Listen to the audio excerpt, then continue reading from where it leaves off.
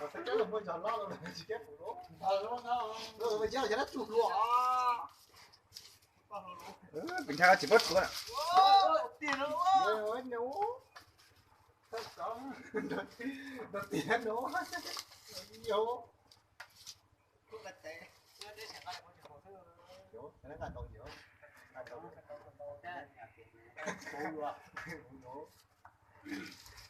Ồ, cái gì này? Cái này cái gì chút một xíu nữa mà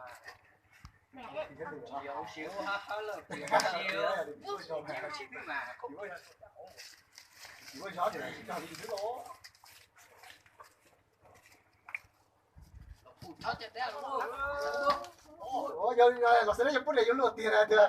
Lột tiền á. Có điều cái chờ. Bây giờ lột tiền này. Chờ còn chân thế này cái luộc đó nè. Nó thế là hành đó từ nó. Ôi, má tới thì ui rồi chế xì. Là lại à đẹp đó.